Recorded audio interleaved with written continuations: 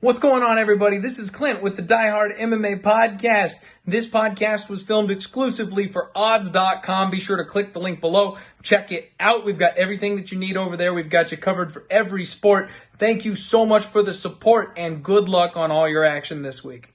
All right, we've got a couple of them this week. We're going from big to little here, though. Next fight up on the card is a bantamweight fight. Aiemann Zahabi taking on Drako Rodriguez. And James, if you want to know something really fun, little tidbit here. You and I broke this fight down back on December 16th of 2020. We're going to sound like a bunch of parrots here, but hey, it's another victim of the COVID, right? As I said. Absolutely. Yeah, so those of you who have been watching the show for a while, James and I did a show back in December, and this fight was on that card. We absolutely talked about it, and I'm going to say the same exact things. Aiemann Zahabi, 7-2. He's in the UFC because of that last name. He's well-rounded. He's good everywhere.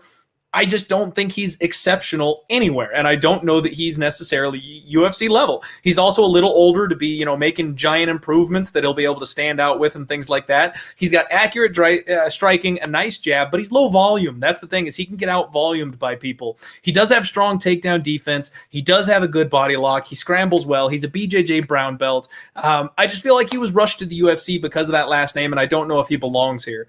Drako Rodriguez, physically strong, big power. He's got a sneaky good ground game, and he's got 10 amateur fights. So even though he's only 7-1, he's got more experience than we really consider him to have when it comes to fighting.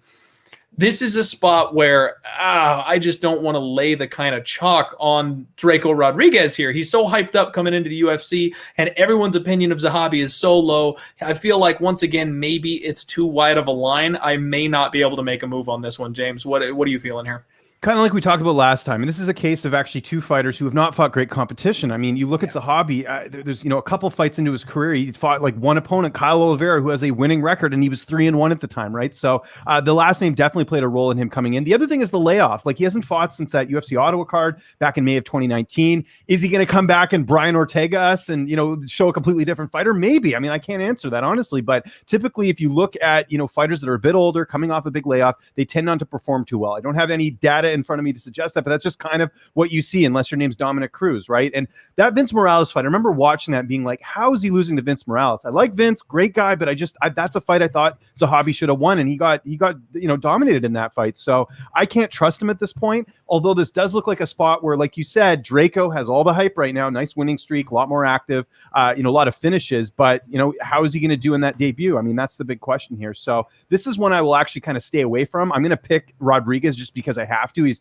younger. He's got, like I said, momentum's a big thing. I just don't think Zahabi at this point is UFC caliber, but I want to warn people because typically when fighters have a layoff, you don't know what you're going to get when they come back. He could have been working on a number of things while he's been away. I know he became a dad. Maybe we're going to see that like dad Cerrone thing with Zahabi in this fight. I have no idea, but this looks like a big trap to me, and I would not feel confident picking either guy. But if I'm going to side with someone, it's Drako Rodriguez in this fight.